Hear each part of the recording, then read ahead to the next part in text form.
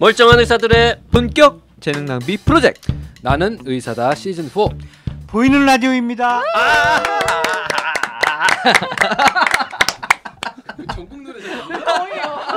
오늘 건강에 대해 물어봐주세요. 건물주 진행하겠습니다.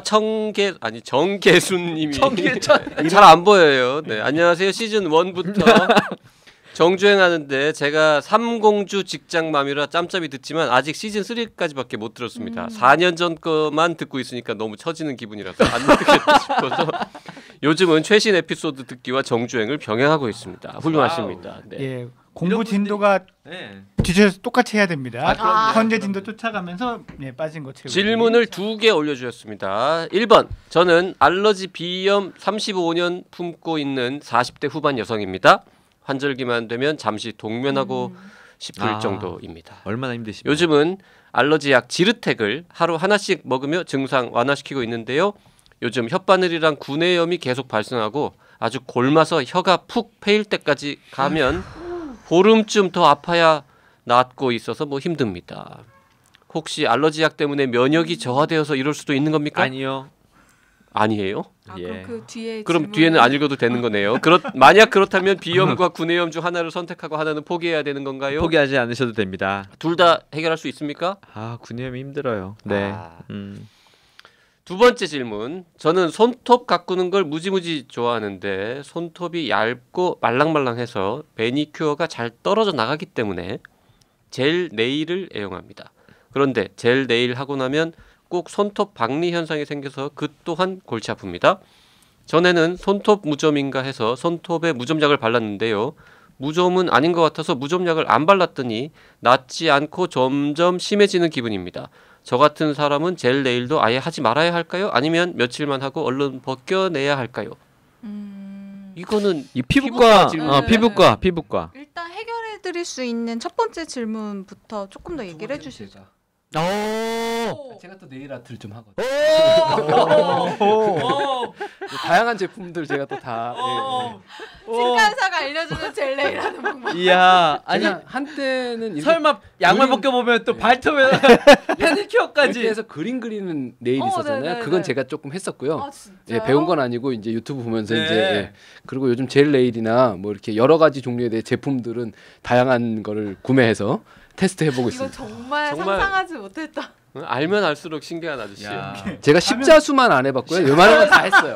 웬만한 건 다 해봤습니다. 가면 갈수록 새로운 모습이 나오고. 뜨개질은 해봤습니까? 네, 그것도 해보고 퀼트도 해보고 퀼트도 해보고. 네, 해볼 건 다 해봤어요. 네. 지금 빨리 답 좀 해주실래요? 여기 얘기 들어야 될 것 같은데. 어질. 멘탈 붕괴. 알러지약 때문에 면역이 저하되어서 구내염이 잘 생기는 거 이건 아니다. 전혀 상관없고요. 네, 근데 구내염 때문에 고생하시는 분들이 드물게 계세요. 다른 구내염은 아니겠죠. 그렇겠죠. 네, 실제로 생기셔야 되는데. 실제로 구내염이 면역 결핍 때문에 생기는 분들이 있을 수 있어서 심한 구내염이 반복되시는 경우에는 면역 상태에 대해서 한번 점검해 보실 필요는 있습니다. 무슨 과에 갑니까? 대개는 감염내과나 류마티스 내과 쪽에서 하죠. 류마티스 내과로 먼저 가시는 게 좋을 것 같습니다. 예. 혹시나 다른 뭔가 알러지 비염과 무관한 다른 종류의 병이 있을 가능성 때문에 지금 맞습니다. 이제 베체트 병이라든지 이런 게 있는 경우에는 면역 치료를 하시면 구내염도 같이 호전이 되거든요. 구내염 관련돼서는 1단계로 기본적으로 뭐 바이러스성이나 이런 걸로 해서 이 병소가 생긴 후에 세균 감염되면서 대부분 다 많이 아파지시는 경우가 많거든요. 그래서 사실 1번은 깨끗하게 잘 닦으시면 세균 감염 확률이 좀 줄어들고요. 그다음에 약 중에 그 병소 자체를 이렇게 좀 덮는 약들이 있는데 요즘 나오는 약은 그 오라메디 이런 거는 그냥 피게만 해주는 거고요. 거기에 약간의 항생제하고 소염제가 섞여 있는 약들이 있거든요. 입안에 붙는 거.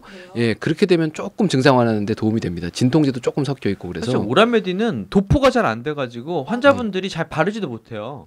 약이 안 좋아. 말려서 바르셔야 돼요. 그러니까 물기에 있는 데는 안 붙거든요. 그러니까 안에 바르실 때 입을 벌리고 이렇게 좀 말린 다음에 그다음에 면봉으로 고다리도 말리고 그러고 난 다음에 붙이셔야 돼요. 면봉으로 말리셔야 됩니다. 오라메딘 약이 안 좋아요. 제가 봤을 때. 그 외에 몇 종류가 나옵니다. 제가 상품명은 뭐 오라메디 광고는 그냥 포기하는 거지. 버리고 가는 거예요. 그 약은 안 좋아서 광고를 준다고 해도 안 받아. 준다고 해도 안 받아. 준다고 하면 받을 거예요. 마인드가 많이 다르죠. 오라메디를 받고 나를 버리는 걸로. 그렇군요. 받아서 나눠줄게. 안 받는다니까 나 다 줘. 두 번째 질문. 알레르기 비염이 있으신 분들이 밤에 수면 장애가 있는 경우도 덜어 있어서요.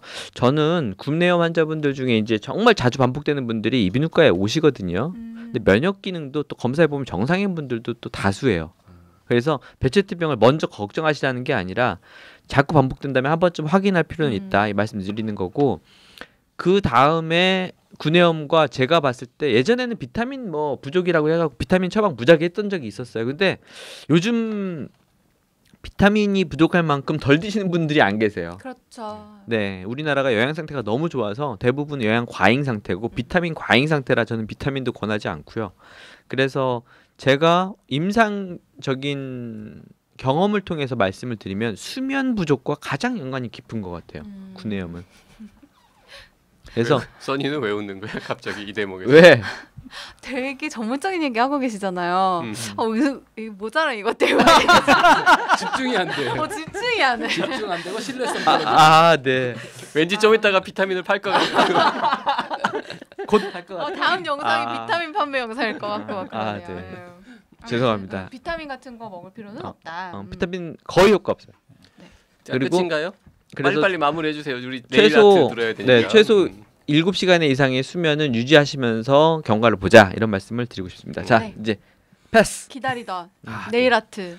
내일은 좀 지금 이제 문제는 사실 젤 네일이거든요. 네. 그러니까 요즘 유행하고 있는 젤 네일은 이쁘던데. 네. 근데 이제 두께가 제법 두껍고 그다음에 예, 이게 넣고 굽는데요. 그 굽는 게 이제 적당한 파장인 보통 파란색 파장으로 레진이라는 이 합성 수지를 굳히는 방식이에요. 예, 근데 그 방식에서 손톱의 큐티클층이 녹으면서 같이 붙어요. 그러니까 일반 매니큐어는 위에다 도포라는 페인트를 발랐으면 페인트만 닦으면 되거든요. 그거는 한 살이 되는 거군요. 네, 그래서 보호층이 큐티클이 남아 있는 채로 위에 붙는 건데 젤 네일은 큐티클을 녹이면서 같이 물고 붙어서 정말 딱딱하게 붙어서 이거를 떼어내려면 갈아내야 돼요. 예, 그러니까 사실 이걸 떨어뜨리려면 기본적으로는 큐티클층을 물고 떨어지는 거니까 손톱에 안 좋아요, 많이.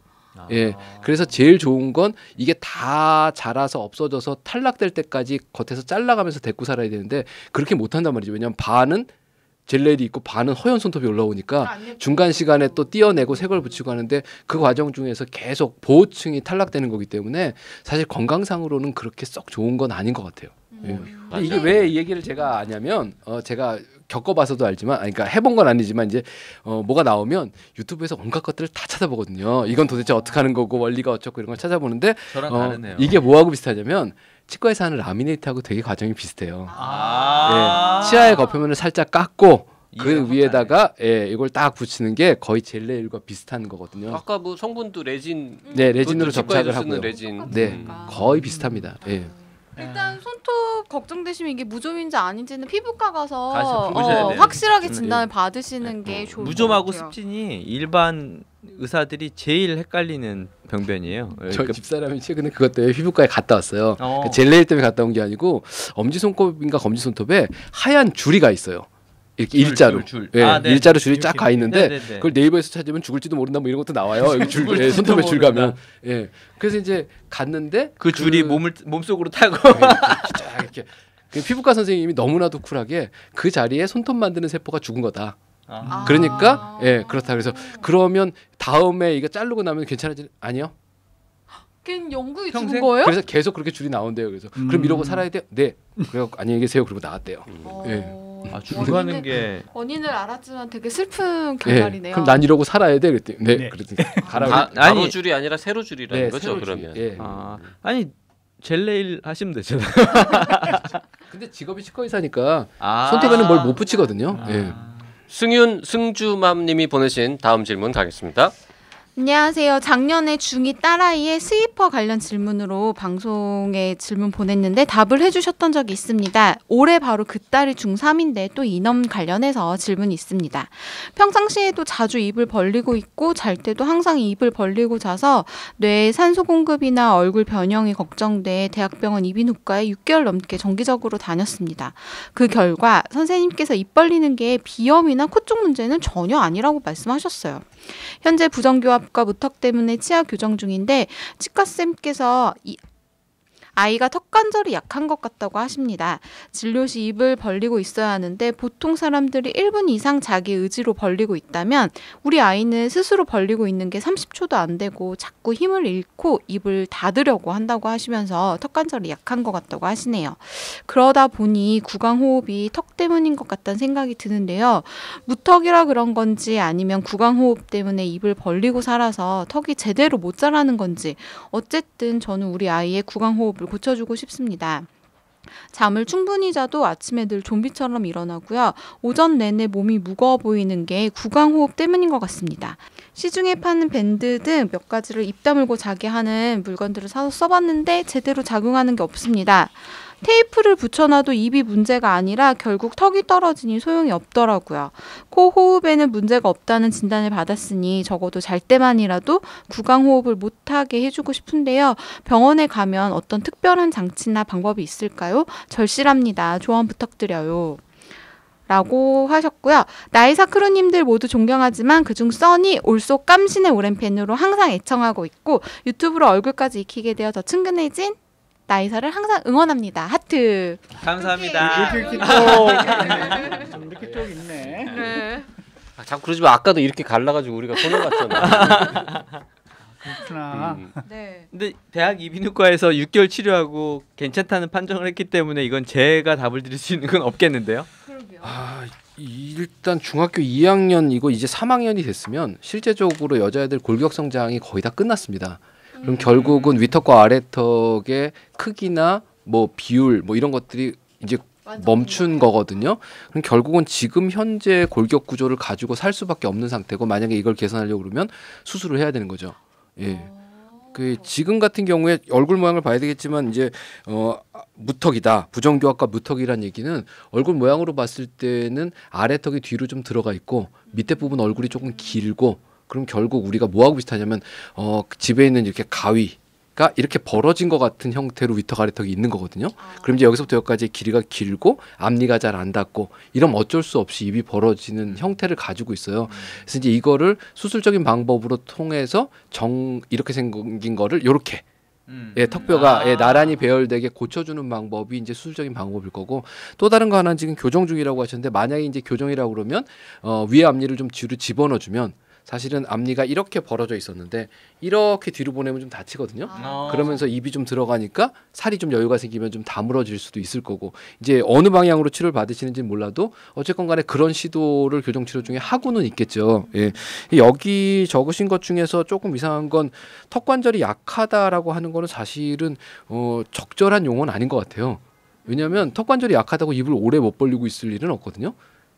그게 약한 게 아니고 벌리고 있을 때 좀 아프다. 그 얘기는 턱 관절이 정상이 아니다지 약한 건 아닌 것 같고 그리고 구강호흡을 고쳐주고 싶다고 그러셨는데 사실 이미 골격 형태가 완성된 후에는 골격 때문에 생긴 문제라면 고치기 어려우세요.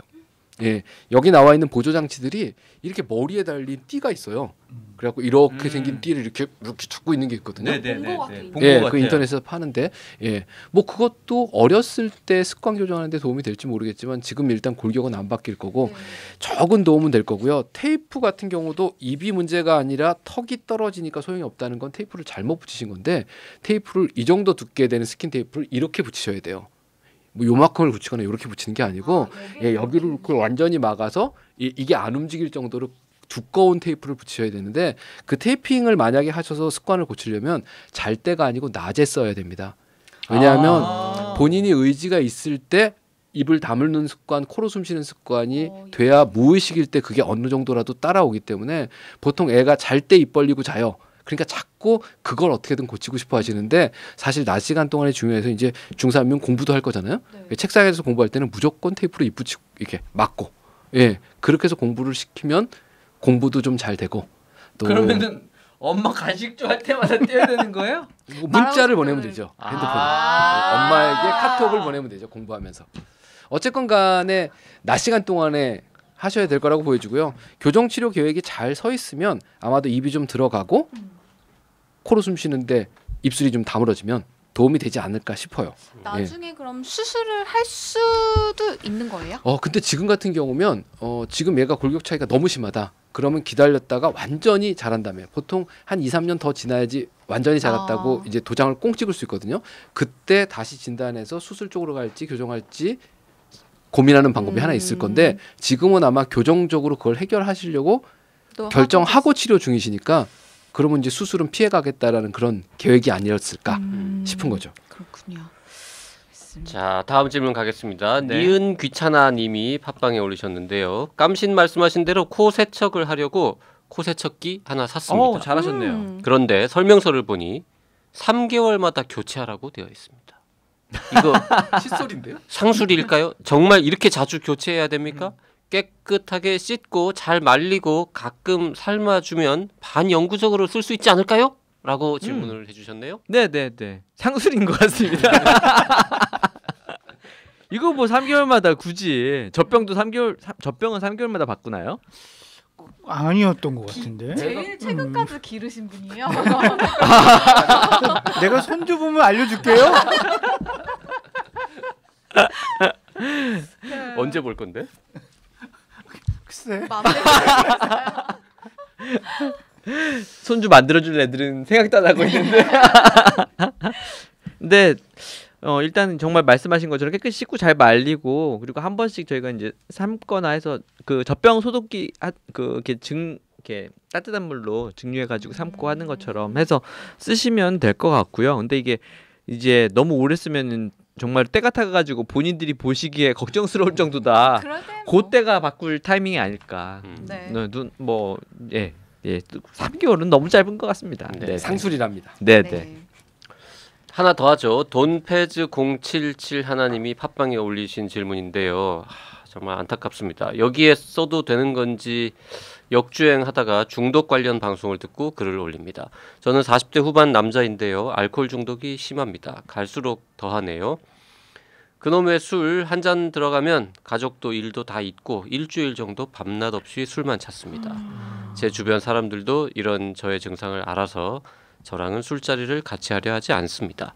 그래서 주로 혼자서 많은 술을 말 한마디 없이 들이킵니다. 항상 죽고 싶은 마음이 듭니다. 자살하면 저 자식 결국은 술 먹고 몹쓸 짓을 하는구나 라고 할까봐 차마 자살은 못하고 사고로 확 죽어버렸으면 하는 생각이 듭니다.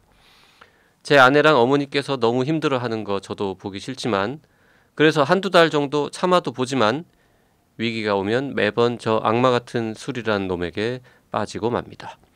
안주 없이 술만 먹다 보니 몸이 다 망가져서 응급실에 실려간 적도 있고요. 심정지가 온 적도 있습니다. 그래도 또 술에 손을 댑니다. 정말 고칠 수 없는 겁니까? 정신건강의학과도 다녀보고 약도 먹어봤지만 결국은 병원보단 술을 택합니다. 도와주십시오. 알코올 중독 참 무서운 병이죠. 예, 무섭고 의사 입장에서 참 치료하기 힘든. 그래요? 네, 이게 치료 성과라 그럴까요? 그러니까 이게 그렇게 좀 높지 않은. 예. 근데 지금 정신건강의학과에 다녀봤다라고 말씀하시는 거 봐서는 외래로만 다니셨던 것 같은데 이 정도면은 입원을 하셔야 되는. 예, 사실 이제 저도 그 말씀을 드리고 싶었던 셈인데.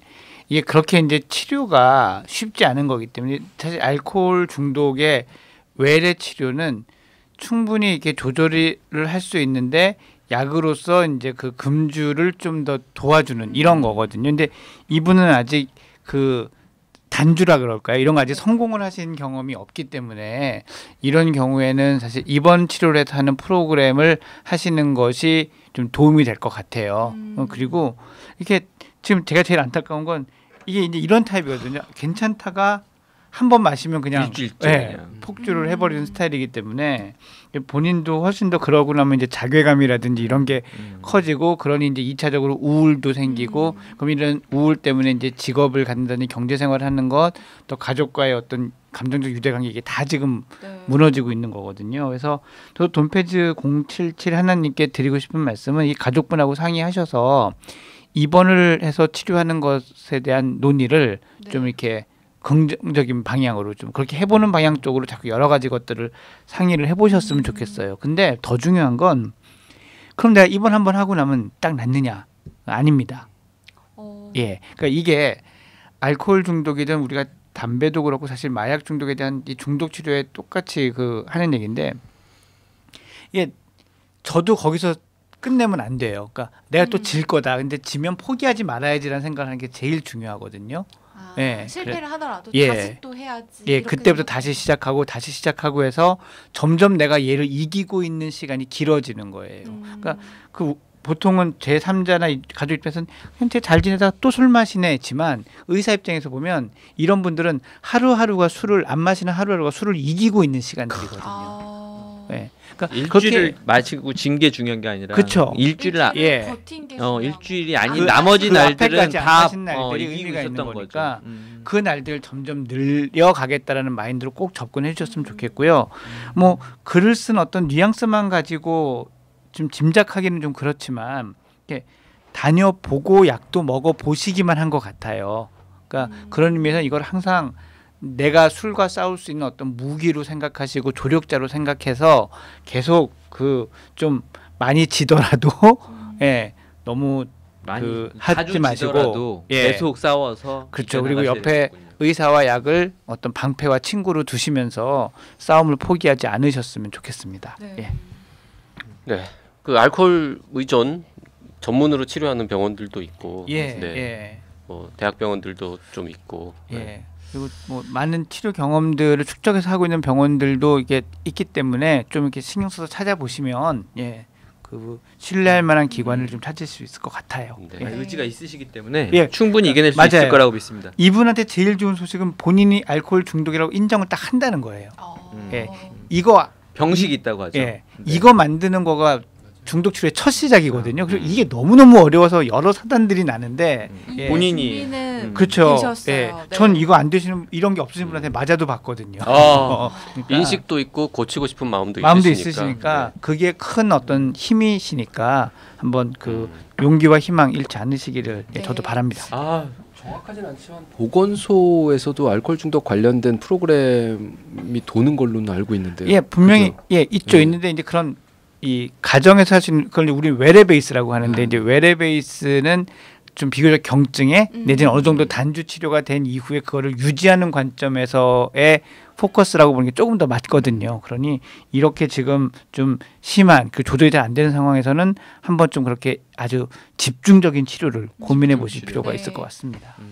돈패즈님 화이팅! 화이팅! 네. 화이팅 화이팅! 네. 네, 네, 네. 오늘 방송 여기까지 하겠습니다. 질문 있으신 분들은요? 나는 사다 카카오톡, 페이스북, 팟빵, 네이버 포스트, 라디오 골뱅이 doc.co.kr로 보내주시고요. 나이사 유튜브 채널 구독해 주시는 거 잊지 말아주세요.